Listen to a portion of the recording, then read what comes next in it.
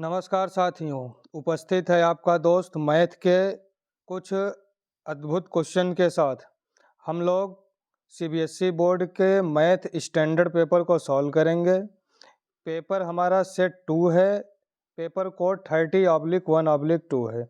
आप लोगों को मैं बताना चाहूँगा कि हमारे पास लगभग 15 या 16 सेट स्टैंडर्ड मैथ के हैं, जिसमें सेक्शन ए के पार्ट को हम लोग सॉल्व कर रहे हैं। ये सॉल्व वीडियो बनाने का या क्वेश्चन सॉल्व करने का केवल एक ही उद्देश्य है कि कुछ ऑब्जेक्टिव टाइप क्वेश्चन को देख करके बिना सॉल्व किए विद इन सेकंड में हम किस तरीके से आंसर बता सकते हैं, यानी कुछ बेसिक कॉन्सेप्ट के साथ साथ शॉर्ट ट्रिक के साथ भी हम लोग क्वेश्चन को सॉल्व करेंगे। अगर किसी को भी कोई क्वेश्चन ना समझ में आए तो मैं आप लोगों को एक नंबर दूंगा, उस नंबर पर मैसेज कर सकते हैं, या आपके पास कोई भी क्वेश्चन हो उसको उस नंबर पर मैसेज कर देंगे तो उस क्वेश्चन को नेक्स्ट वीडियो में मैं ऐड कर लूँगा। तो स्टार्ट करते हैं। आज का फर्स्ट क्वेश्चन है, मैथमेटिक्स स्टैंडर्ड गणित मानक पेपर है, सेक्शन ए।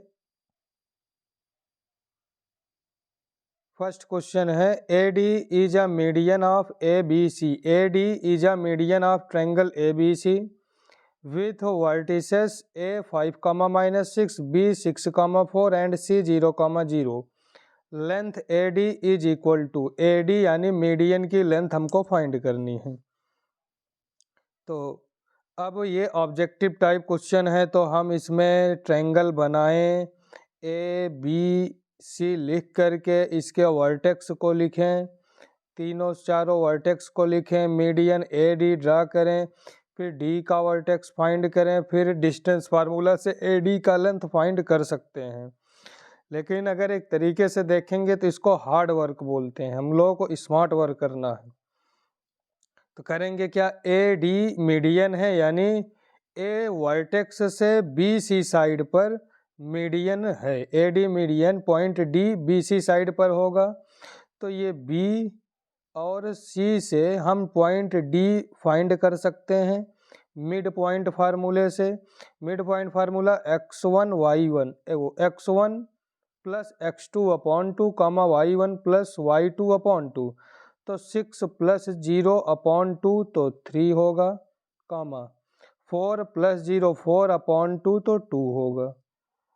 ये D का कोऑर्डिनेट होगा, D का निर्देशांक होगा, A का कोऑर्डिनेट दिया गया है।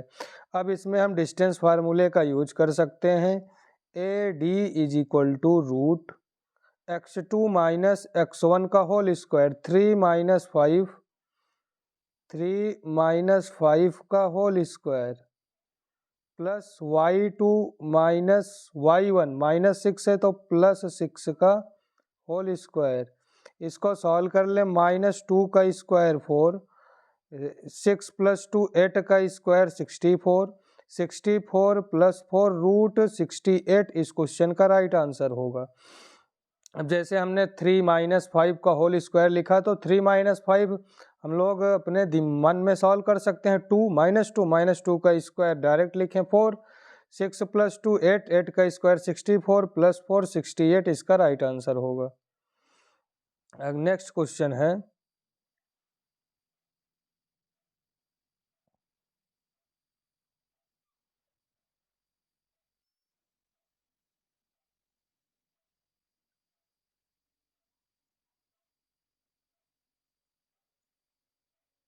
सेकंड क्वेश्चन है, if sin θ - cos θ is equal to m, then the value if sec θ - tan θ is equal to m, then the value of sec θ plus tan θ। इस टाइप के केवल दुनिया में केवल 2 ही क्वेश्चन बने हैं। एक तो आपको sec θ plus tan θ देगा, दूसरा दे सकता है cosec θ minus cot θ, और तो हमसे cosec θ प्लस कॉट थीटा की वैल्यू पूछ सकता है। एक ये क्वेश्चन बना हुआ है और दूसरा जो इसमें पूछा गया है। तो इस टाइप का क्वेश्चन कभी भी दिखे तो जो जैसे इज इक्वल टू यम दिया है, प्लस की वैल्यू बतानी है तो 1/m उस नंबर का रेसिप्रोकल कर दें, तो 1/m इस क्वेश्चन का राइट आंसर होगा। ये तो हम डायरेक्ट ध्यान में रख सकते हैं। दूसरा तरीका हम फार्मूला पढ़े हैं कि sec square theta minus tan square theta is equal to 1 होता है। फार्मूला पढ़े हैं sec square theta minus tan square theta में हम A square minus B square का फार्मूला यूज कर लेंगे। तो sec theta minus tan theta into दूसरे ब्रैकेट में sec theta plus tan theta is equal to 1 होगा। अब यहाँ से sec theta plus tan theta की वैल्यू फाइंड करना है, तो sec theta minus tan theta की वैल्यू यम है, मल्टीप्लाई में है, दूसरी साइड भेज देंगे तो डिवाइड होगा, 1/m इस क्वेश्चन का राइट आंसर होगा। तो ऑप्शन नंबर सी इसका आंसर है। थर्ड क्वेश्चन है if distance between the point this and यानी 3, -5 and 5x, -5 is 15 unit. Distance given है तो इसको तो सॉल्व करना पड़ेगा। पॉइंट है xy 1 1 2 2।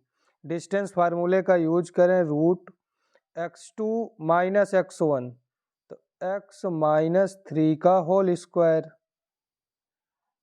प्लस y2 - y1 -5 +5 का whole square is equal to 15 दिया हुआ है, 15 यूनिट है।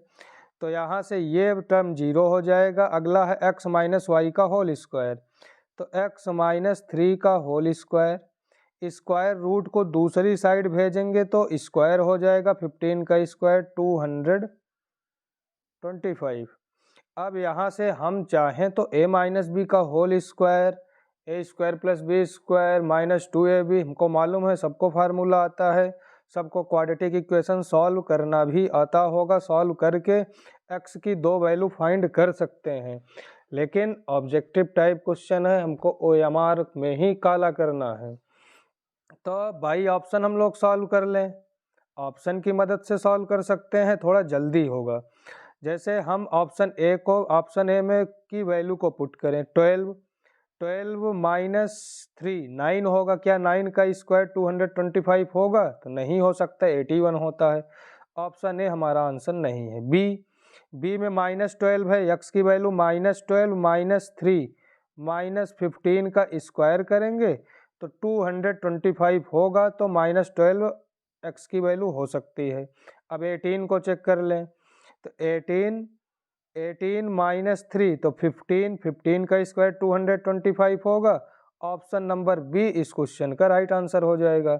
जब बी में हमको आंसर मिल गया तो आगे चेक करने की ज़रूरत ही नहीं है, या -12 से ये इक्वेशन सेटिस्फाई हुआ था, तो बी और डी राइट आंसर हो सकता है। लेकिन -9 -3 -12 का स्क्वायर, तो डी और सी नहीं होगा। उम्मीद करता हूँ कि आप लोगों को क्वेश्चन समझ में आ रहा होगा। अगर क्वेश्चन या सलूशन समझ में आ रहा हो तो वीडियो को ज़्यादा से ज़्यादा अपने दोस्तों तक शेयर करें, और ऐसे ही सलूशन पाने के लिए वीडियो को सब्सक्राइब ज़रूर कर लें। अगला क्वेश्चन है if sin a is equal to 2/3 then the value of cot a। तो इसमें भी ट्रायंगल बना करके पाइथागोरस थ्योरम लगाने की कोई ज़रूरत नहीं है, जब वेरी शॉर्ट में क्वेश्चन है तब करना पड़ेगा।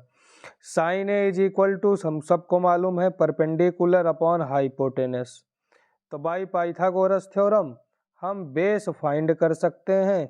बेस होगा क्या? हाइपोटेनस रूट हाइपोटेनस का स्क्वायर माइनस परपेंडिकुलर का स्क्वायर, 3 का स्क्वायर 9 और 2 का स्क्वायर 4, तो बेस हमारा √5 हुआ। Cot a is equal to base upon perpendicular, base √5 है तो √5 जिस ऑप्शन में होगा न्यूमरेटर में वही राइट आंसर होगा। ऑप्शन नंबर ए इस क्वेश्चन का राइट आंसर है।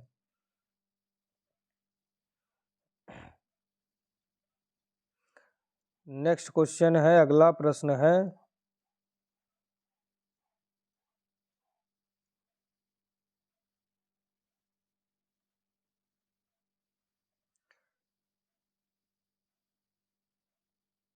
displayed over a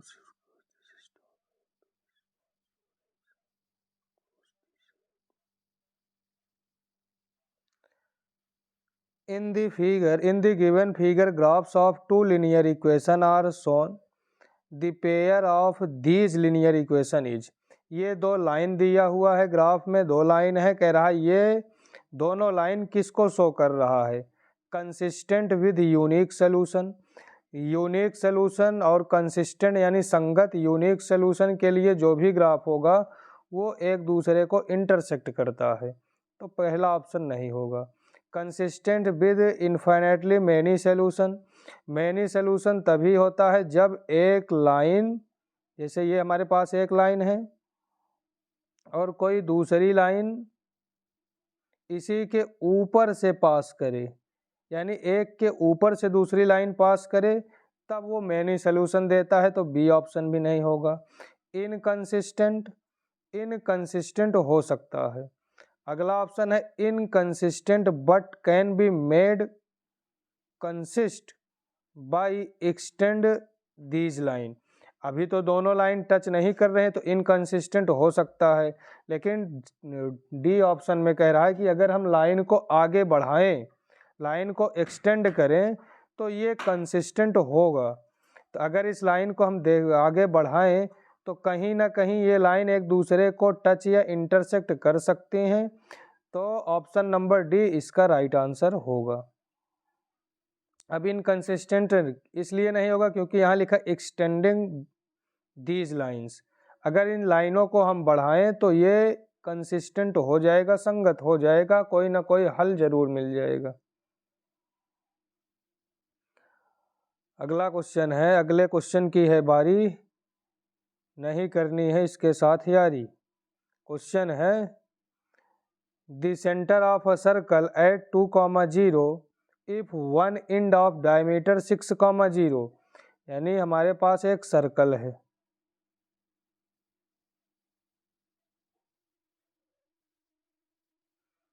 सर्कल में डायमीटर गिवन है, एक डायमीटर है 6,0 और सर्कल का सेंटर गिवन है, सेंटर है 2,0। दूसरा पॉइंट हमसे पूछ रहा है क्या होगा, तो मिड पॉइंट के फार्मूले से हम लोग बता सकते हैं, यानी यहाँ पर कुछ ना कुछ वैल्यू रही होगी। पहली बात y 0 है तो y 0 सभी में दिख रहा है। अब x 2 है तो ऑप्शन से भी हम कर सकते हैं, x की वैल्यू 2 कौन से ऑप्शन रखने पर मिलेगी, यहाँ तो 6 है, बी ए ऑप्शन होगा नहीं, ए रखेंगे तो 3 मिलेगा मिड पॉइंट थ्योरम से, बी 4 रखेंगे तो 6 + 4 अपॉन 2 10 होगा, 5 मिलेगा, तो बी ऑप्शन भी नहीं। सी में x की वैल्यू -2 है तो 6 - 2 4 अपॉन 2, तब 2 मिल जाएगा, सी इस क्वेश्चन का राइट आंसर होगा। डी अगर रखें तो 6 - 6 0,0 हो जाएगा, तो ऑप्शन नंबर सी इसका राइट आंसर होगा। अगर हम लोग फार्मूले से सॉल्व करना चाहें तो ये सेंटर है, ये वन एंड पॉइंट है, सेकंड एंड पॉइंट हमको फाइंड करना है, तो 2,0 is equal to 6 + x upon 2, 0, y से तो कोई मतलब ही नहीं है, y की वैल्यू 0 है तो 0 ही मिलेगी, तो 6 + x upon 2 is equal to 2, तो 6 + x इज इक्वल टू 2 2 जा 4, x इज इक्वल टू 6 - 4 वो 4 - 6, 4 - 6 x इज इक्वल टू -2 मिलेगा, तो -2,0 सॉल्व करके भी हम बता सकते हैं। अगले क्वेश्चन की है बारी, नहीं करना है इसके साथ कोई यारी। इस क्वेश्चन को तो आप लोग देख कर आंसर बता सकते हैं कि कौन सा ऑप्शन प्रोबेबिलिटी का इवेंट नहीं हो सकता है। परसेंटेज में बात करें तो 0 से 100% के बीच में हो तब प्रोबेबिलिटी होगा, नंबर में 0 से 1 के बीच में हो, तो 0 से बड़ा है 1 से छोटा है, ये प्रोबेबिलिटी को शो करेगा लेकिन अपना आंसर नहीं होगा। ये भी प्रोबेबिलिटी को शो करेगा लेकिन आंसर नहीं होगा अकॉर्डिंग दिस क्वेश्चन नॉट पूछा है, निगेटिव तो जो आंसर ना बन सके। 1/13%, तो ये भी 0 से तो बड़ा है, 100% से छोटा है, तो ये भी अपना आंसर नहीं हुआ। डी 1/0.89, अगर हम 1 को 1 से डिवाइड करें तब तो 1 आंसर मिलेगा, 1 को 0 से डिवाइड करें तब इन्फिनिटिव आंसर मिलता है। यहाँ 1 को 1.89 से बड़ा नंबर है, तो जब डिवाइड करेंगे तो 1 पॉइंट समथिंग यानी 1 से बड़ा नंबर मिलेगा, 1 से बड़ा नंबर मिलेगा, तो ये ऑप्शन नंबर डी प्रोबेबिलिटी के इवेंट को, प्रोबेबिलिटी की घटना को नहीं शो कर रहा है। अगला क्वेश्चन है क्वेश्चन नंबर 8, ये बढ़िया क्वेश्चन है, इसको भी हम लोग आसानी से सिर्फ देखकर बता सकते हैं या सॉल्व भी कर, पहले हम शॉर्टकट से बताएंगे कि कैसे इसका आंसर बता सकते हैं, फिर सॉल्व करके भी दिखा देंगे। क्वेश्चन है, कह रहा है the zeros of the polynomial x² + px + q are twice the zeros of the polynomial this. p की वैल्यू हमको फाइंड करनी है, कैसे p की वैल्यू हमको फाइंड करनी है। हमारे पास ये इक्वेशन है, यहाँ से हम जीरोज फाइंड कर लें। 4x² माइनस का 5x माइनस का 6, तो क्वाड्रेटिक पॉलिनोमियल है, सॉल्व कर सकते हैं या सॉल्व भी कर देते हैं। 4 6 जा 24, 24 को ऐसे दो पार्ट में डिवाइड करें कि मल्टीप्लाई करने पर 24 और माइनस करने पर 5 आ जाए, तो 8 3 जा 24, 8 - 3 5, तो दो फैक्टर बनेंगे, एक तो 8 बनेगा, दूसरा 3 बनेगा। साइन माइनस का 5 चाहिए तो माइनस में होगा 8, 3 होगा प्लस में। x² का कोफिशिएंट 4 है तो 4 से डिवाइड कर देंगे, डिवाइड करने के बाद साइन चेंज कर लेंगे, साइन चेंज कर लेंगे, ये माइनस है प्लस हो जाएगा, ये प्लस है माइनस हो जाएगा। सॉल्व कर लें, 4 1 4, 2 जा 8, तो 2 कॉमा साइन चेंज कर लेंगे तो माइनस का 3/4, 2 और -3/4 इस क्वाड्रेटिक पॉलिनोमियल के जीरोज हैं। इसका जो जीरोज है, शून्यक है, इसका 2 टाइम्स है, तो p की वैल्यू फाइंड करना है। p बीच में है, p की वैल्यू सम ऑफ जीरोज होगा alpha plus beta is equal to minus का b/a होता है, तो यहाँ p है तो p माइनस का p होगा। अब इसमें हम 2 से मल्टीप्लाई कर दें तो इसके जीरोज हो जाएंगे, तो चाहे ऐड करके 2 से मल्टीप्लाई कर दें, चाहे मल्टीप्लाई करके तब ऐड कर लें, एक ही बात होगी। 2 से मल्टीप्लाई करेंगे तो 2 2 जा 4 प्लस माइनस माइनस 3/2, तो इसको सॉल्व करेंगे, 2 4 जा 8, 8 - 3, 8 - 3 5/2 इज इक्वल टू माइनस का p, तो p इज इक्वल टू -5/2 इस क्वेश्चन का option number A right answer होगा।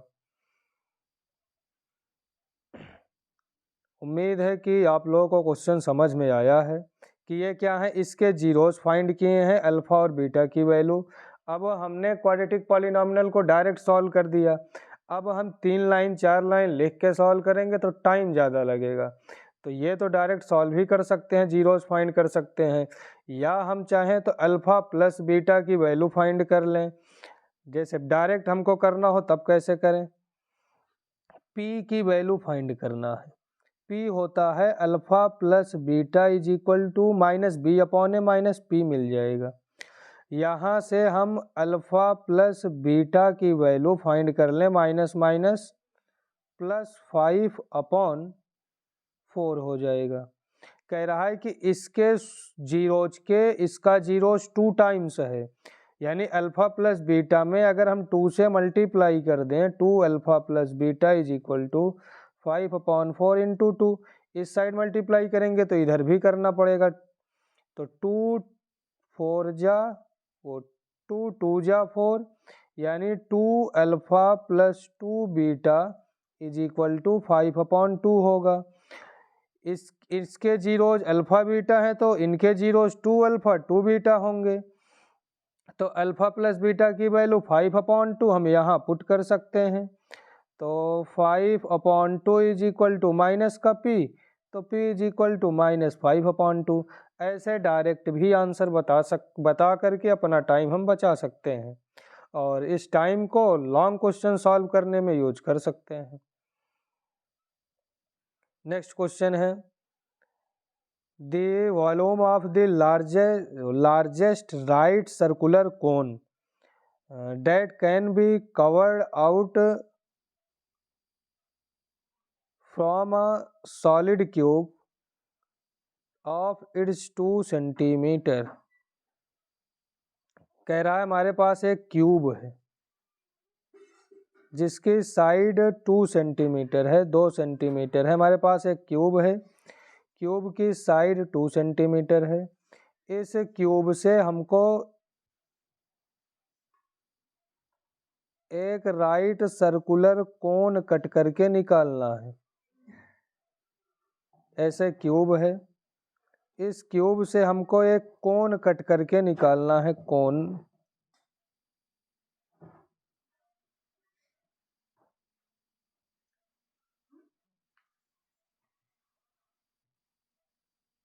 ये कोन कट करके निकालना है और इस कोन की वॉल्यूम बतानी है। तो वॉल्यूम ऑफ कोन फार्मूला होता है 1/3 पाई r स्क्वायर h। ये जो कोन हम कट करेंगे इसका बेस वो क्यूब का ही बेस होगा, क्यूब की साइड 2 है, तो जो सर्कल बनेगा क्यूब के बेस में, क्यूब के बेस में जो सर्कल बनेगा उसका जो डायमीटर होगा वो डायमीटर क्यूब की साइड के बराबर होगा। अगर डायमीटर 2 है तो 1/3 पाई r स्क्वायर h, तो रेडियस 1 सेंटीमीटर होगा और height h is equal to 2 centimetre होगी, साइड के बराबर होगा। फार्मूले पर पुट कर दें, फार्मूले में वैल्यू पुट कर सकते हैं 1/3 पाई r स्क्वायर 1 का स्क्वायर इंटू h की वैल्यू 2, तो 2 पाई/3 इस क्वेश्चन का राइट आंसर होगा ऑप्शन नंबर डी।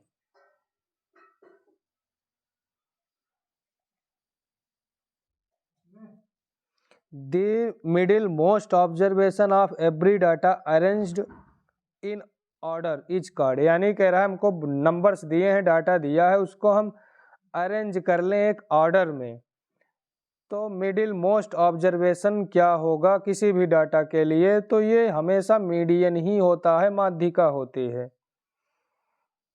अगर क्वेश्चन अच्छे लग रहे हो, समझ में आ रहा हो, तो आप लोग चैनल को सब्सक्राइब ज़रूर कर लीजिएगा और वीडियो को ज़्यादा से ज़्यादा अपने दोस्तों तक शेयर करें।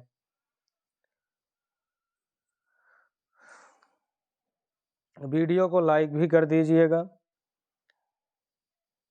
जय महाकाल, लग जा सवाल नहीं तो हो जाएगा बवाल। अगला क्वेश्चन है question number 11। If the root of the equation ax square plus bx plus c is equal to 0 are real and equal, real और इक्वल हो तो B square is equal to 4ac होता है। Then which of the following relation is true, कौन सा संबंध इसमें सही है। बी स्क्वायर माइनस 4ac किसी में भी नहीं दिख रहा है, 4ac किसी में नहीं दिख रहा है। यहाँ से B square is equal to A C नहीं होगा, B square is equal to A C नहीं होगा, और B square is equal to 4ac ये अपना राइट आंसर होगा, B square is equal to A C नहीं होगा। नेक्स्ट क्वेश्चन है, if the probability of a player winning the game 0.79 then the probability of his losing the same game. कह रहा है कोई प्लेयर है, जीतने की प्रायिकता प्रोबेबिलिटी इतना है तो हारने की प्रोबेबिलिटी क्या होगी? तो 1 minus 0.79, 1 minus 0.79, 0.21, option number D इसका राइट आंसर होगा।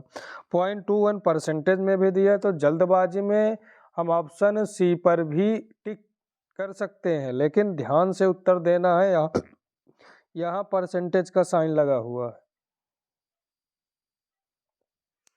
अगले क्वेश्चन की है बारी। नहीं करना है इसके साथ कोई यारी। क्वेश्चन है,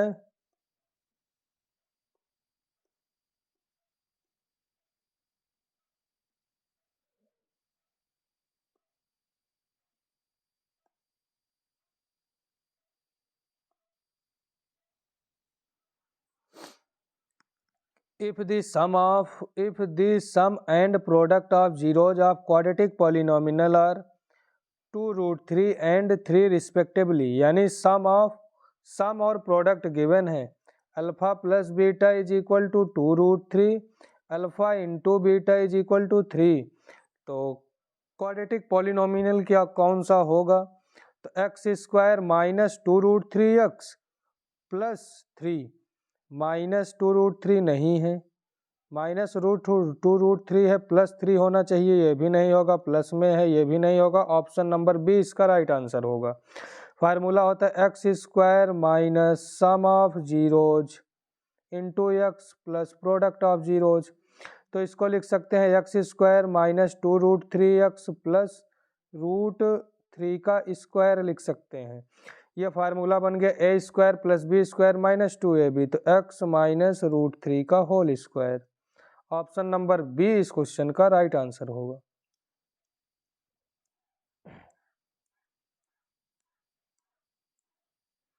ये बढ़िया क्वेश्चन है, आप लोग एक बार इस क्वेश्चन को पढ़ लें तब हम इसको सॉल्व करें। ऐसे इसको तो सॉल्व नहीं ही कर पाएंगे, आप पढ़ लीजिए तो हम बताते हैं, इसमें कोई भी ट्रिक नहीं लग पाएगी। कह रहा है for some data x1 x2 x3 dot dot xn with respective frequencies f1 f2 f3 dot dot fn, the value of summation 1 to n fi into xi minus x bar is equal to, तो mean is equal to, direct formula हम पढ़े हैं, summation F I X I upon summation F I. Summation F I को हम N भी लिखते हैं, summation F I को एन भी लिख सकते हैं, या एफ आई को ही दूसरी इस साइड भेज दें तो ये होगा summation F I X I is equal to summation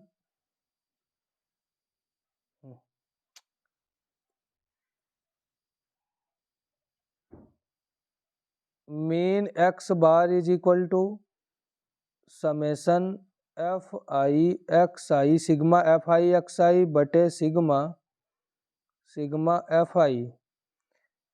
तो यहाँ से लिख सकते हैं sigma F I X I is equal to X bar sigma F I. अब क्वेश्चन दिया है summation 1 to n F I का मल्टीप्लाई कर सकते हैं F I X I minus summation 1 to n F I X bar यहाँ पर अगर हम देखें एफ आई को n भी लिखते हैं, तो n रखें या ना रखें उससे कोई विशेष मतलब नहीं है, इसको इक्वेशन फर्स्ट बना सकते हैं। फ्रॉम इक्वेशन फर्स्ट इक्वेशन एक में अगर देखें तो x बार और summation X bar summation X I की value summation F I X I के बराबर है, तो इस यहाँ से हम ये वैल्यू पुट कर सकते हैं, तो मिलेगा summation 1 to n F I X I minus summation 1 to n F I X I. तो एफ आई एक्स आई से F I X I cancel हुआ, मिला क्या 0। तो 0 ऑप्शन नंबर डी इस क्वेश्चन का राइट आंसर होगा। या अगर हम जैसे 1 से n ना समझ में आ रहा हो तो x की वैल्यू पुट कर लें यहाँ से, तो हमको मिलेगा एफ आई एन माइनस, हम समेसन f को n भी लिखते हैं, मीडियन में पढ़े थे n/2 n भी लिखते हैं। तो यहाँ से ये होगा एफ आई एक्स बार है, यहाँ से वैल्यू पुट करेंगे तब n मिल जाएगा, तब भी ये कैंसिल होगा, 0 आंसर आ जाएगा।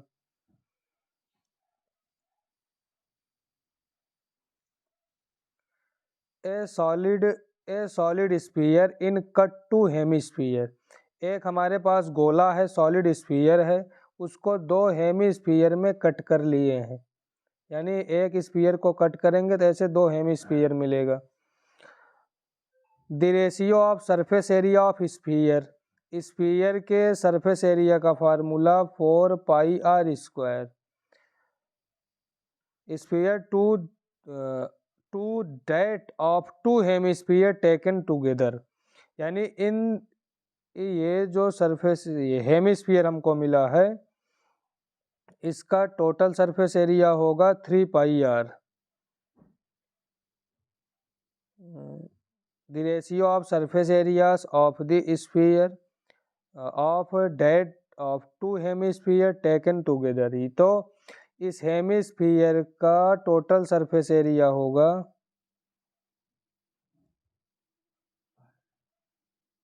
2 पाई आर, और इसको भी ऐड करें तो ये r प्लस आर 2r होगा, 2 पाई आर और r प्लस आर 2r, और इसको ऐड करें तो 2 pi R r plus R 2r, तो 2 पाई आर प्लस 2r, तो यहाँ से 2r कॉमन लें, इससे होगा नहीं, पाई आर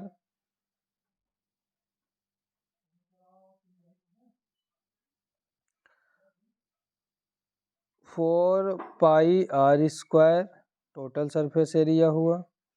इससे 2 हेमिस्फीयर कट करके निकाले हैं हमको ratio of surface areas of sphere to that of 2 hemisphere taken together. Hemisphere का टोटल सरफेस एरिया का फार्मूला होता है 3 पाई आर स्क्वायर। हेमिस्फीयर के टोटल सरफेस एरिया का फार्मूला होता है 3 पाई आर स्क्वायर। 2 हेमिस्फीयर हैं तो plus 3 pi R square, 4 pi R square ratio 3 plus 3 6 pi R square. Pi R square से पाई आर स्क्वायर कैंसिल, 2 2 जा 4, 2 3 जा 6, तो 2:3 इस क्वेश्चन का राइट आंसर होगा। 2:3 ऑप्शन नंबर सी इसका राइट आंसर होगा। वो जो हम पाई आर लिख रहे थे वो सर्कल का होता है। हेमिस्फीयर का total surface area 3 pi R square, तो 2:3 इसका राइट आंसर होगा।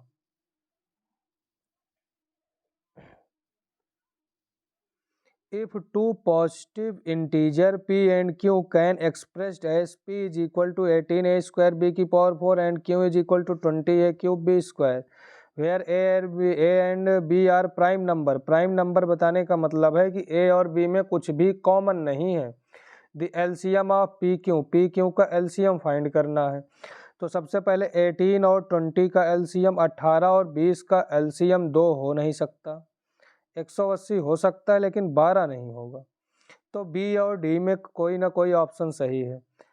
और ए स्क्वायर और ए क्यूब का एलसीएम ए क्यूब होगा। ए स्क्वायर और ए क्यूब का एलसीएम ए क्यूब, ऑप्शन बी में ए स्क्वायर है, बचा कौन सा डी, तो डी राइट आंसर होगा।